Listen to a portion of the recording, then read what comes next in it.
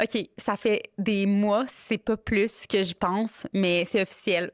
Je lance mon podcast. Je vous dirais que ce projet-là, c'est un projet que j'avais un énorme sentiment d'imposteur parce que je me disais, mais voyons, comme tu as déjà plein de canaux de communication, LinkedIn, Facebook, Instagram, YouTube, pourquoi un autre canal de communication? Puis des podcasts, il y en a beaucoup au Québec.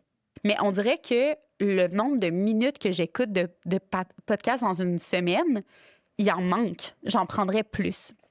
Donc là, cette idée me revenait toujours en tête. Et là, à un moment donné, je me suis dit, OK, je vais faire cet investissement-là en moi. Je vais lancer un balado qui va me suivre, peu importe un peu dans quelle direction j'ai envie de me lancer, puis qui va vous permettre de découvrir peut-être un petit peu plus de volets de moi que Emmanuelle, l'aventurière et la coureuse entre elles. L'idée, c'est de parler, oui, de performance, oui, d'ambition, oui, de sport, oui, de santé, mais tout ça avec une perspective qui est un petit peu plus de performance durable, de leadership durable. Comment être ambitieux, mais le faire à très long terme, puis comment être ambitieux, puis viser des grandes choses sans que ce soit seulement aussi dans le monde du sport.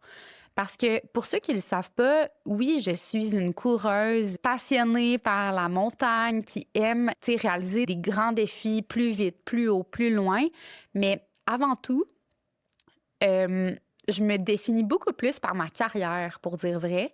Je suis chef des affaires juridiques d'un groupe de fonds d'investissement qui s'appelle RGP Groupe Financier. Je suis fière de faire partie de cette entreprise-là, de participer à la stratégie, au évidemment, moi, je suis une fille de juridique, donc tout le blabla légal me passionne. Pour moi, c'est genre faire des mathématiques avec des concepts et des mots. C'est quelque chose que j'aime beaucoup. Puis bref, tout ça pour dire que ma carrière m'importe énormément. Le volet aussi entrepreneurial de la création de contenu, du 6 Club aussi, qui est une communauté de courses que j'ai cofondée avec William Fugère. Puis le fait de partager tout ça avec une communauté sur les réseaux sociaux, pour moi, il y a comme un petit volet entrepreneuriat social également qui se développe en moi. Et au travers de tout ça, il y a le sport, il y a le fait de se dépasser, il y a le fait d'aller gravir des montagnes. Puis là, je me disais, c'est dur pour moi de venir toucher toutes ces passions-là seulement à travers du court format sur les réseaux sociaux.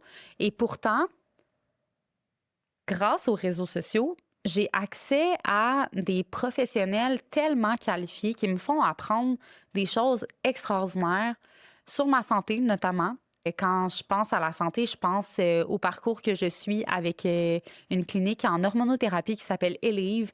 Je pense à mon coach Charles Carstonguay qui me fait apprendre tellement de choses sur mes capacités physiques. Je pense également à des mentors puis des coachs en affaires qui me suivent puis qui me challengent puis qui me font réaliser que les seules limites que j'ai réellement, c'est celles que je m'impose à moi-même personnellement.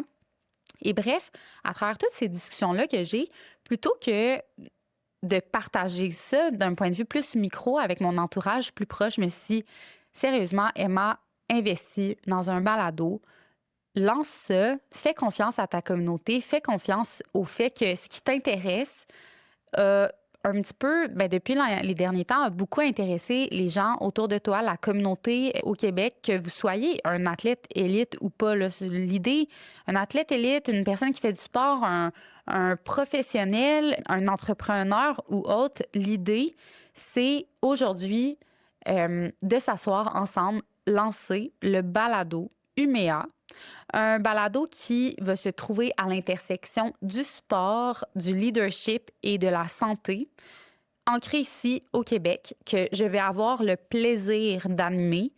Euh, pour ceux qui ne me connaissent pas, je suis athlète d'endurance, oui. Je suis avocate en droit des affaires et je suis entrepreneur. Et c'est tous ces éléments-là qu'on va vouloir aborder, ces espèces de trois piliers-là qui forgent mon day-to-day. L'idée, Là, j'ai parlé de façon générale de comme, c'est quoi le podcast, puis oh my God, mon sentiment d'imposteur de lancer ça. L'épisode ici, c'est vraiment une introduction pour vous parler un petit peu du projet, mais éventuellement, les conversations qui vont s'y trouver vont être toutes les semaines avec des athlètes, oui, des entrepreneurs, des chercheurs, des leaders. Il va aussi y avoir des épisodes plus en solo. Moi, avec la caméra, un peu à la Call Her Daddy, les solo Sunday Session, pour ceux qui savent de quoi je parle. Puis l'idée, ça va être de venir parler de des thèmes qui m'ont touchée particulièrement. Je vais donner un exemple. Au retour d'Amadablam, je me suis assise ici, dans cette salle, avec le micro. Puis je suis allée en profondeur dans l'expédition, dans qu'est-ce que j'avais vécu. Il y a aussi une conversation que vous allez entendre très bientôt avec Karel Cadoret et Léonie, où est-ce qu'on parle de notre belle aventure sur le Mont-Blanc. Ça va être un format, je dirais, vraiment assumé pour aller au fond des choses, où est-ce qu'on se pose des questions, puis qu'on traite parfois de sujets un petit peu plus tabous, dans une perspective de grandir bien, longtemps, et d'être ambitieux, mais de se respecter dans ces ambitions-là. Puis, juste pour prendre un petit peu de recul, je voulais aussi vous parler aujourd'hui de pourquoi Emma, elle fait ce qu'elle fait aujourd'hui. Pourquoi est-ce que je lance ce projet-là? Pourquoi est-ce que je veux tout le temps plus?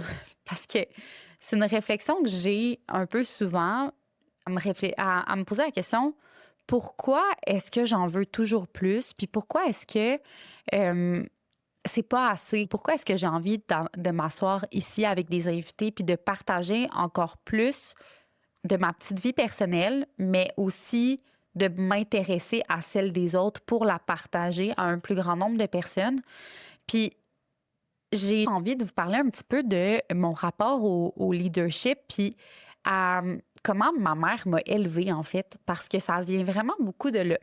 Quand j'étais jeune, OK, je me rappelle que, ben moi, évidemment, je faisais pas de sport vraiment. Je faisais pas genre de soccer, genre je faisais pas de basketball, je faisais pas de sport. J'étais pas très cool. J'étais plus, je lisais des livres dans ma chambre, puis j'essayais de me cacher à la récréation dans la toilette pour lire un livre d'équitation, genre. Mais ma mère, à chaque fois que j'avais genre des projets quelconques, parce que ça vient depuis que je suis très jeune que j'ai des projets, elle me disait toujours comme oui, go. Ah ouais, puis j'ai une autre idée pour toi, puis tu pourrais pousser ça encore plus loin, puis comme ah, tu pourrais faire ça aussi, puis comme toute mon enfance, elle m'a aidée en fait à avoir confiance en mes propres capacités en me disant Emma, tout ce que tu as envie d'accomplir, tu es capable de l'accomplir. La seule chose qu'elle me dit, c'est la chanson, c'est pas pour toi. Puis le sport aussi, elle pensait que c'était pas pour moi dans ce temps-là, mais c'est drôle parce que, tu sais, maintenant, on en rit parce qu'on est comme crime. Si on avait su que j'avais un petit potentiel, ça aurait été le fun. Mais bref, tout ça pour dire qu'elle m'a vraiment élevée dans cet environnement-là de comme nourrir tous les rêves que j'avais puis de me donner des outils concrets pour y arriver. Et aujourd'hui, quand je pense à mes jeunes années, je réalise que je faisais constamment des tests à savoir si je fais les choses pour les bonnes raisons, puis que je mets tous les efforts possibles, est-ce que ça peut arriver? Puis je me rappelle que j'étais jeune, puis je le testais là, comme si c'était genre un test de laboratoire. Là. Je me disais, OK, mon grand rêve, c'est, par exemple, dans ce temps-là, de, de donner une super belle présentation orale sur les algues vertes. Je m'en souviens encore, c'est genre en quatrième année. Puis si je donne une excellente présentation, je sais que le professeur va nous donner une carte cadeau. Puis la carte cadeau, on gagne si on donne la meilleure présentation orale.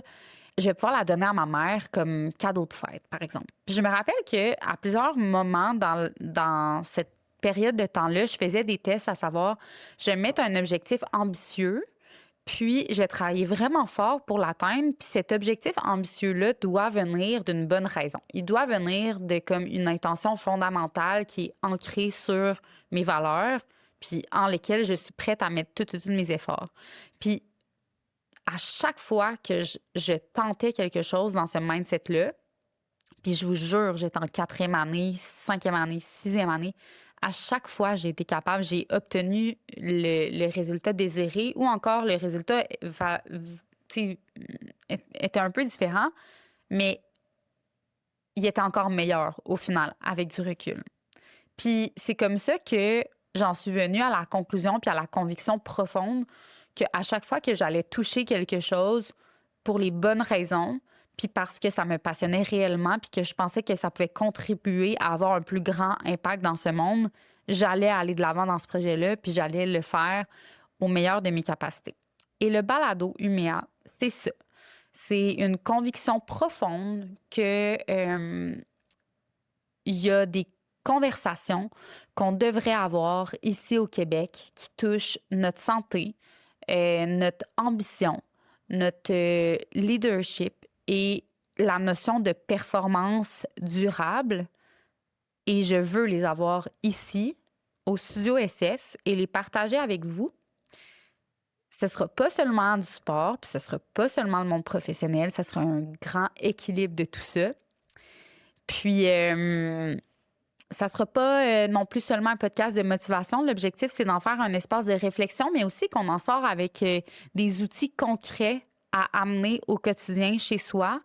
Qu'on ne se compare pas entre les gens qui écoutent et les gens qui sont assis ici à titre d'invité, parce que je pense que l'idée, c'est de s'inspirer de gens qui dégagent du bon et d'en retirer ce qui nous inspire, puis ce qui nous motive, puis de se l'approprier pour soi-même avec les outils qu'il suggère, puis devenir notre best self. Donc, pardon, j'en perds ma voix tellement ça m'émeut. Non, c'est pas vrai. Bref, performer sans s'épuiser, grandir sans avoir à choisir entre ambition et bien-être, puis être exigeant sans se détruire ou se négliger. Ça va être ça les objectifs. Et pour la suite, je ne sais pas exactement où ce projet va mener. Par contre, tous les épisodes du premier mois sont enregistrés. Je vous dis, c'est des conversations tellement intéressantes, tellement inspirantes. J'ai hâte de les partager avec vous. J'ai hâte de vous entendre aussi. L'idée, c'est que vous me disiez Emma, ça, on n'aime pas ça. Emma, ça, on aime ça. Je le fais pour vous. Donc, s'il vous plaît, partagez-moi vos impressions. Soyez transparent avec moi comme je le suis avec vous. Suivez le podcast, partagez les épisodes, prenez part à la réflexion, écrivez-moi. Puis sur ce, ça part janvier 2026 avec le balado Uméa. Si j'avais un petit tagline, ça serait En mouvement avec Emma. En mouvement, que ce soit pas juste comme physiquement, mais comme upward and onward. Donc voilà. Puis pourquoi Uméa, by the way, c'est un nom qui me touche. Je ne sais pas comment l'expliquer. Il sonne humain, il sonne you, me, il sonne espace, clarté, bien-être. Fait que c'était comme... C'est né comme ça, une petite intuition, un nom que j'aimais vraiment beaucoup. Puis voilà. Je m'étouffe encore.